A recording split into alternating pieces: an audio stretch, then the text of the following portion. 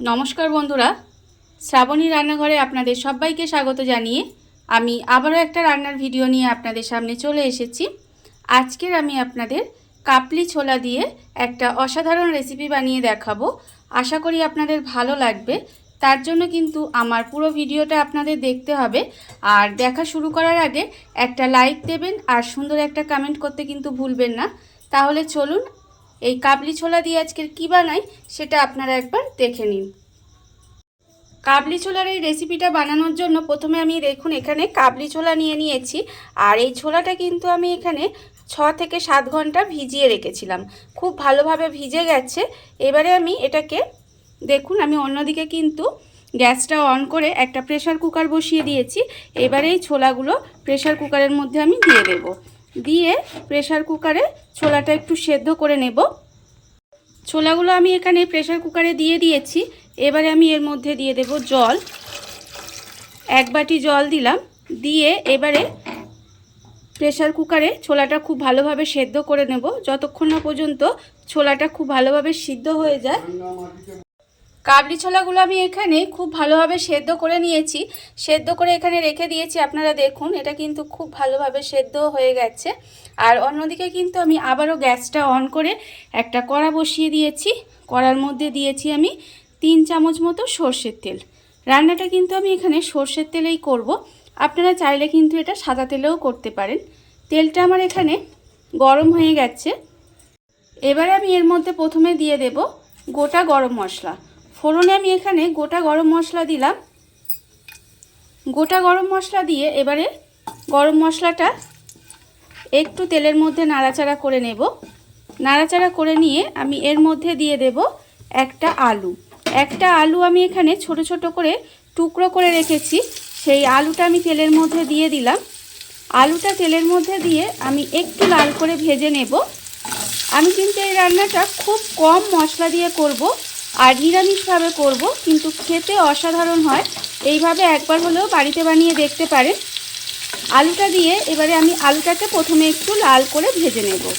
খুব ভালোভাবে আলুটা আমি লাল করে ভেজে নেব। আলুটা আমার এখানে লাল করে ভাজা হয়ে গেছে। এইবারে আমি এর মধ্যে দিয়ে দেব আদা আর কাঁচা লঙ্কা বাটা। এখানে আমি প্রায় 2.5 চামচের মতো আদা আর কাঁচা লঙ্কা একটু বেটে রেখেছি। সেই আদা আর কাঁচা লঙ্কাটা কিন্তু আমি এর মধ্যে দিয়ে দিলাম। এবারে আমি এর মধ্যে দিয়ে দেব টমেটো। এখানে আমি একটা টমেটো একটু কুচি করে রেখেছি, সেটাও কিন্তু আমি এর মধ্যে দিয়ে দিলাম।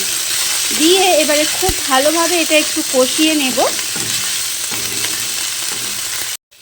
আদা কাঁচা লঙ্কা আর টমেটোটা দিয়ে আমি একটু ভালোভাবে কষিয়ে নিয়েছি। এইবারে আমি এর মধ্যে দিয়ে দেব গুঁড়ো মশলা। এখানে আমি গুঁড়ো মশলার মধ্যে রেখেছি দেখুন 1/2 চামচ হলুদের গুঁড়ো, 1/2 চামচ লঙ্কার গুঁড়ো, 1/2 চামচ কাশ্মীরি লঙ্কার গুঁড়ো, 1/2 চামচ জিরের গুঁড়ো, আর আছে আমার এখানে আন্দাজ মতো নুন আর 1/2 চামচ মতো চিনি। এই সমস্ত গুঁড়ো মশলাগুলো আমি এর মধ্যে দিয়ে দিলাম।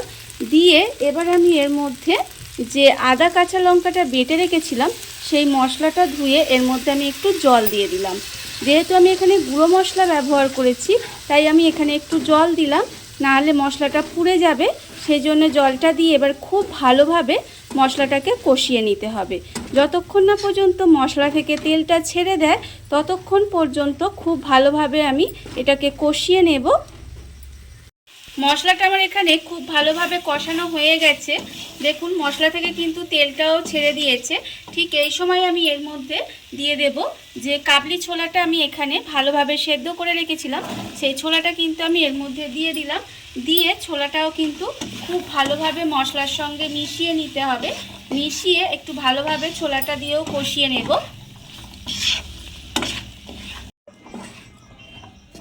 ছোলাটা দিয়ে আমি খুব ভালোভাবে কষিয়ে নিয়েছি। দেখুন কষানোটা কিন্তু আমার ভালোভাবে হয়ে গেছে। এবার আমি এর মধ্যে দিয়ে দেব উষ্ণ গরম জল। এখানে কিন্তু ঠান্ডা জল ব্যবহার করবেন না, একটু উষ্ণ গরম জল দিলে তাহলে কিন্তু খেতে ভালো হয়। আমি এর মধ্যে জল দিয়ে দিলাম। জলটা দিয়ে এবারে গ্যাসটা লোতে দিয়ে এইভাবে একটু রান্না হতে দেব। দেখুন ছোলাটা যেহেতু আমার সেদ্ধ আছে আর আলুটাও আমি ভেজে নিয়েছি, সেজন্য কিন্তু আমি খুব বেশি জল এতে ব্যবহার করলাম না। অল্প একটু জল দিয়ে দিলাম, দিয়ে এবার গ্যাসটা লোতে দিয়ে এইভাবে আমি একটু ঢাকা দিয়ে রান্না হতে দেব। গ্যাসটা লোতে দিয়ে আমি ঢাকা দিয়ে কিছুক্ষণ এইভাবে রান্না হতে দিয়েছিলাম। দেখুন রান্নাটা কিন্তু আমার প্রায় হয়েই এসেছে। আলুও কিন্তু আমার খুব ভালোভাবে এখানে সেদ্ধ হয়ে গেছে, আর মটর তো আমার সেদ্ধই ছিল। দেখুন রান্নাটা কিন্তু হয়ে গেছে। আমি নামানোর আগে এর মধ্যে শুধু আমি দিয়ে দেব অল্প সামান্য একটু গরম মশলার গুঁড়ো, আর আমি ওপর থেকে একটু ধনেপাতা দিয়ে দিলাম। দিয়ে এবার গ্যাসটা অফ করে দিলেই কিন্তু রান্না আমার কমপ্লিট। দেখুন বন্ধুরা, বাড়িতে থাকা কত অল্প উপকরণ দিয়ে কত অল্প সময় কত সুন্দর একটা কাবলি ছোলার রেসিপি তৈরি হয়ে গেছে, আপনারা দেখতেই পেলেন। আর এটা কিন্তু রুটি, লুচি, পরোটা যে কোনো কিছুর সাথে খেতে অসাধারণ লাগে। এইভাবে একবার হলেও বাড়িতে বানিয়ে দেখতে পারেন।